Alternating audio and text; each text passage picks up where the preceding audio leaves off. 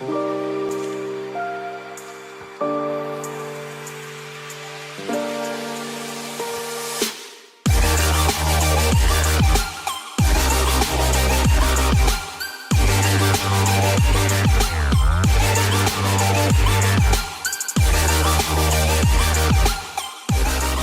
a lovely afternoon at Emiva Dairy Farm.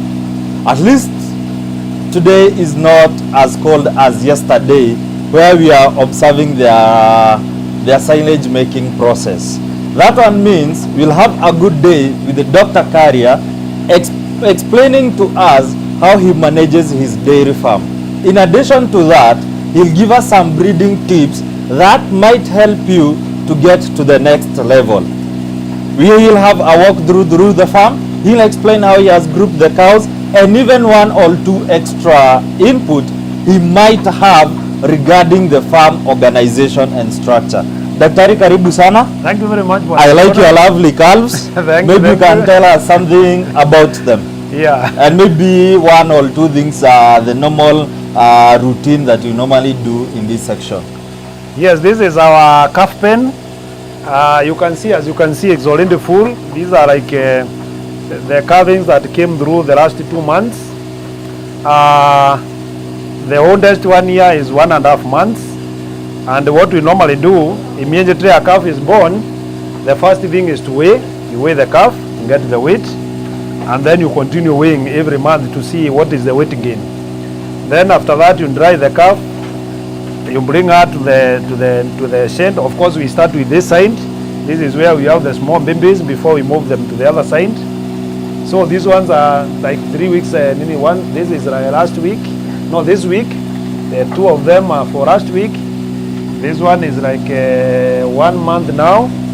So when we bring them here, what we do, as you can see, we have three feeding buckets, so to say. One of them will have pellets, the other one will have hay mixed with a little bit of Napier, very little indeed, and the other one is for clean water.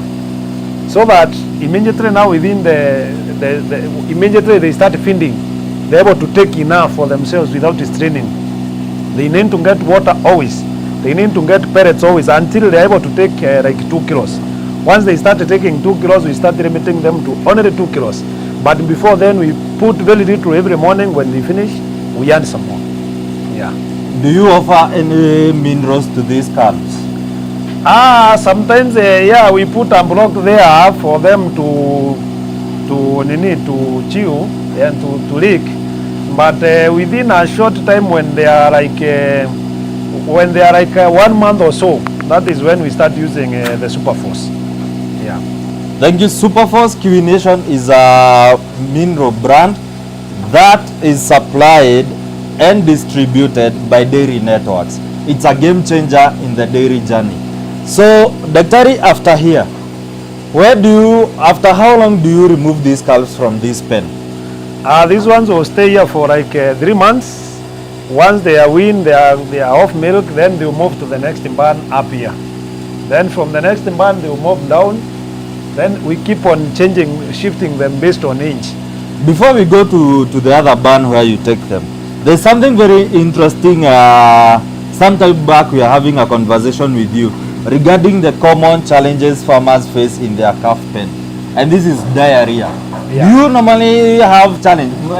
Ndama za daktari zinapata diarrhea? Sometimes you can get 1 or 2. But one of the major things that you use to manage diarrhea is hygiene. For sure, if you manage your hygiene, and diarrhea will be a thing of the past. We have never lost a calf through diarrhea. Yeah. So diarrhea, we are very careful. Hygiene, we make sure they stay on a dry pen, and immediately you see one diarrhea ring, you are very quick to act so that it doesn't go too far. So that one is not a challenge kwa daktari. It's not a challenge. Hygiene is the first language you understand from this farm. Completely. Do you have a dedicated staff who manages the calves, or it's just anyone? These calves, they are managed by the guy who does milking. So here we have 4 staff. One of them is for general farm work. Then one is for milking and the calves. Then the second one is just for feeding.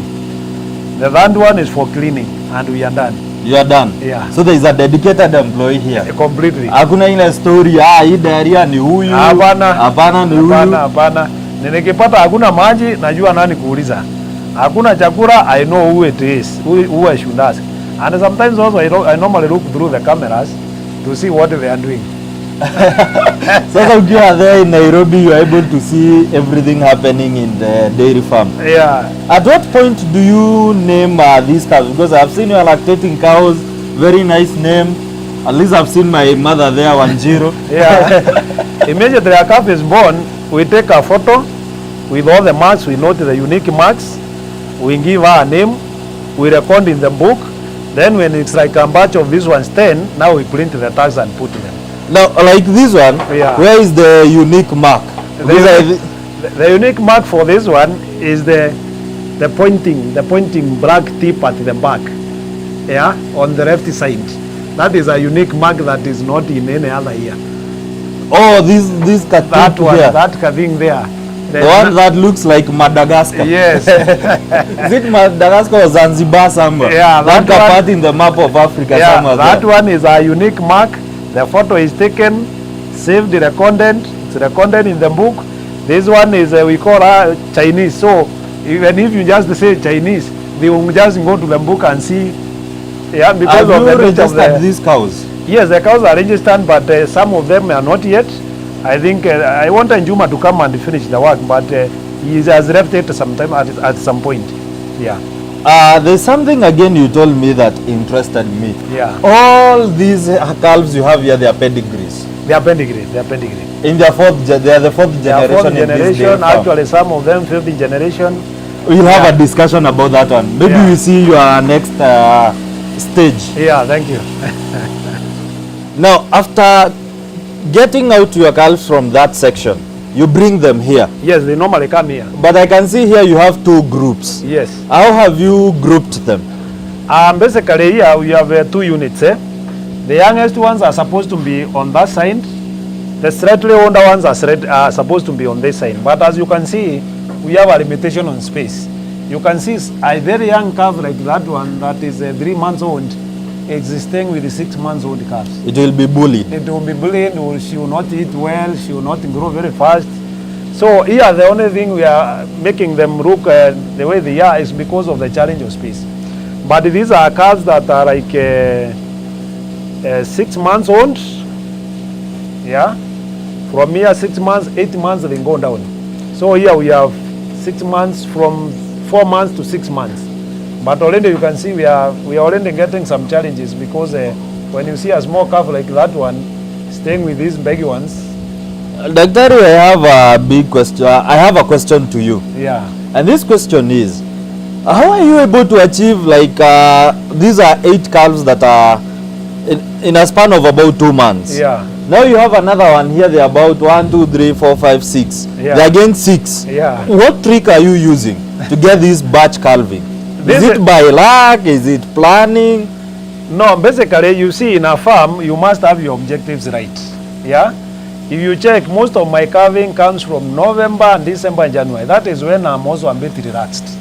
So if it means monitoring, in addition to my staff doing it, personally that is the time I have got a bit of free time.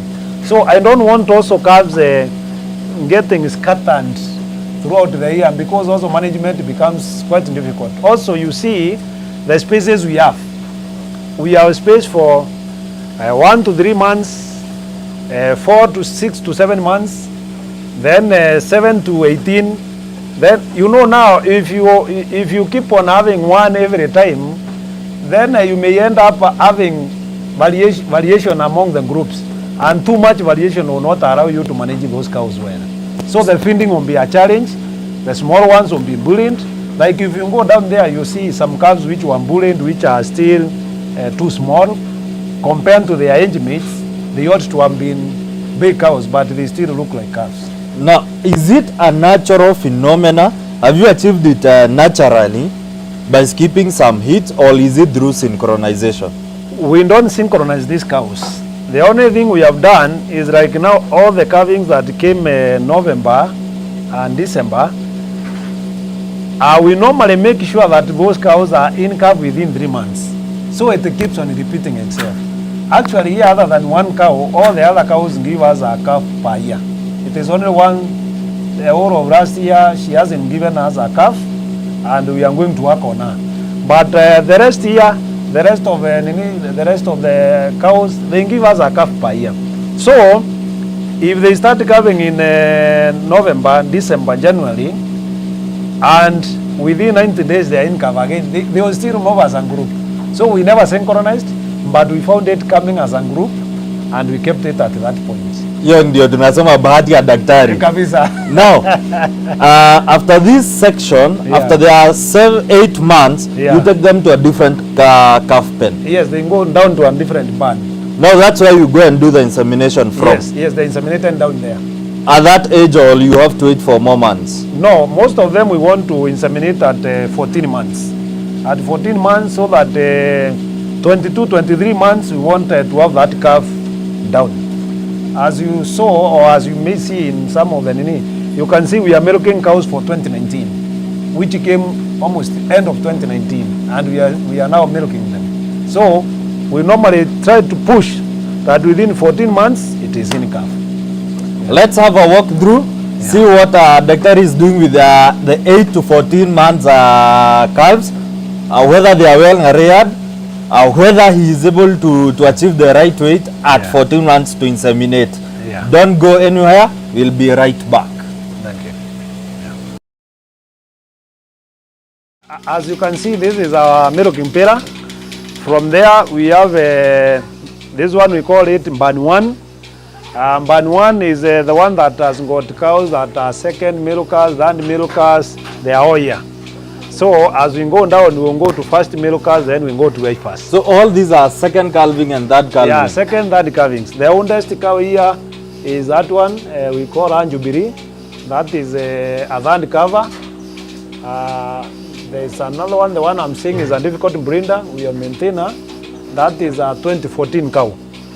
Yeah. Jubilee is named after the Jubilee government. Yes. Yeah. I hope the performance is good. Yes, the performance is good. The performance is good. She does 37, 38. 37 liters that eat in a day? Yeah, in a day. Hey, daktari hataki mchezo. Yeah, Jubilee is okay. You can see, that time I was very excited. I even named one Rachel, the other one Margaret, and Jubilee. How comes you don't have aged cows in this farm? Having saying the oldest is 2014, the other one is now in 2016. If I give you a little history of this farm, I started this farm with Carl cows because I couldn't afford the young cows. So, and my interest from those cows was not what they were producing or the way they were. My interest was to get calves out of them and then grow my own herd.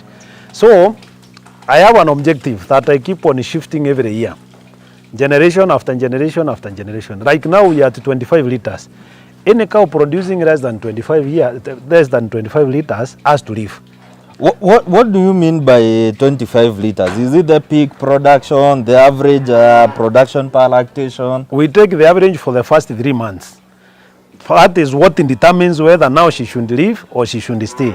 But we have calculated the average lactation for the full lactation of last year. If she went up to maybe 2 days, we will calculate the 2 days and get the average.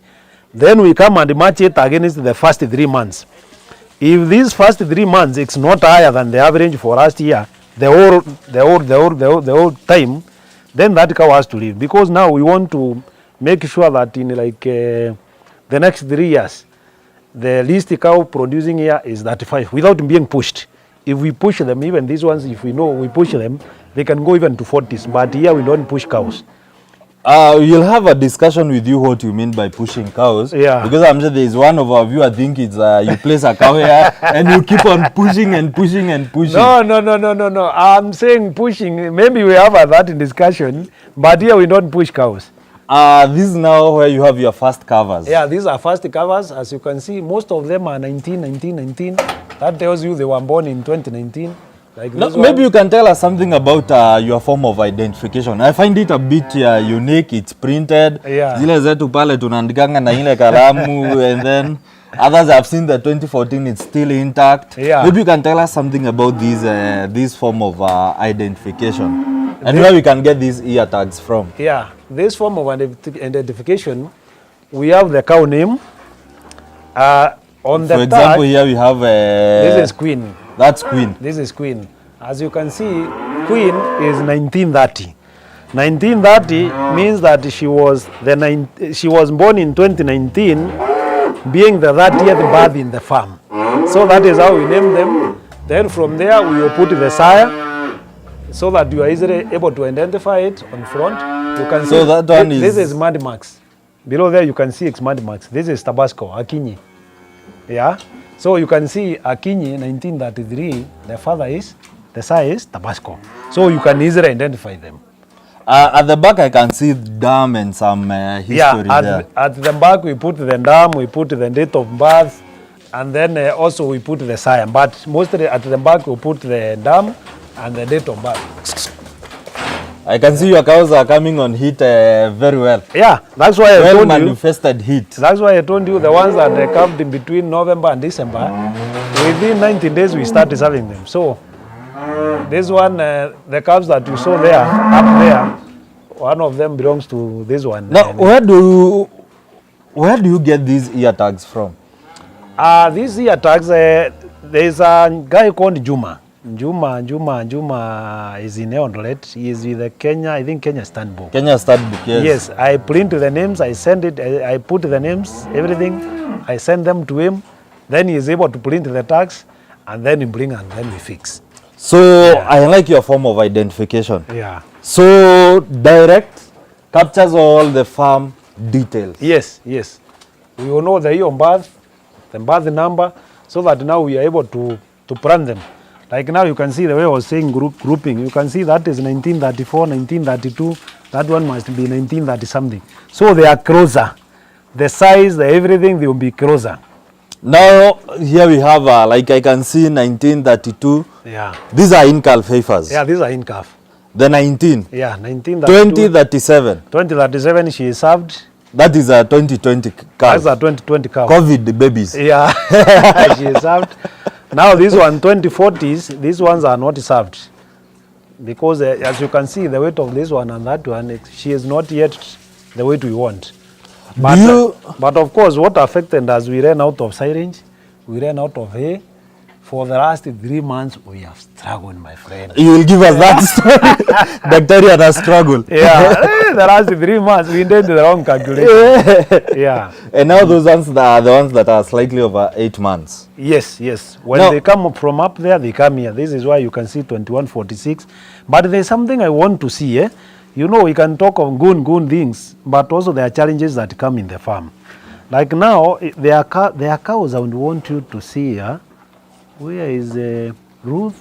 If you see Ruth and Ivy. Can you see Ruth and Ivy? I can see Favor. This is Here is Ivy. Here is Ivy. Yeah. You see Ivy. Look at that one is 2038. Ivy.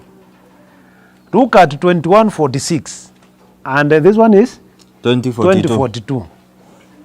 Now, when you look at the size of that heifer versus this one 2146, don't you see they're almost the same size? They are the same size. They are the same size. So this is why I was saying, if you mismanage calves up there, these calves were managed. Those two, Ivy and Ruth, they were mismanaged. That is why you can see 2038, she looks small, but 21, I want to change management. So when you manage a calf the first 3 months, these are the consequences you face. And it's very expensive to correct. Very expensive, because this one I cannot sell. I wouldn't want to sell to somebody something that is of this nature. I'm keeping it at my own cost. So if you want to succeed, first of all, make sure the first 3 months you're on top of it. If they come from there, the first 3 months, if you can gain your 90 kilos plus the body weight, you are home and dry. Yeah. So here It's a good example. Actually, I like showing any visitor Ivy and Ruth so that they see if you mismanage, you get the results of that. Now, in this form of identification, I can see 2140. I've seen somewhere 2146. Yeah, 2146 is here. Do you also include the bulls in that code? No, the bull is at the back. No, not the bull. In case you get a bull calf. No, the bull, we don't include the bull. We don't. So the 46 is the number of heifers. Yeah. So the calving might be more than 46. Yes, exactly. But we rarely get a bull. Like as you saw in the captain, this year we have gotten one bull from sexed semen because we use sexed semen all through. So it's very rare to get a bull. But we get them. There is a year I got 3. I was almost from sexed semen. From sexed semen. And you're the one who is selling cement to us. The one who is selling. And you got a bull. And I got 3 of them. And some of the farmers will almost kill the inseminator. No. Sexed semen and I have gotten a bull. This is not. They need to understand it's 95% sexed. So the 5% can fall on you. And ilikuangukia 3 times. 3 times in a year. That is the year I got the highest number of bulls. But from there, I've gotten 1. Yeah. Have you seen the walkthrough of Dr. Karia? I wish to pose a question to you. How comfortable would you be to take us through your dairy farm? Would it your cow shed is too dirty?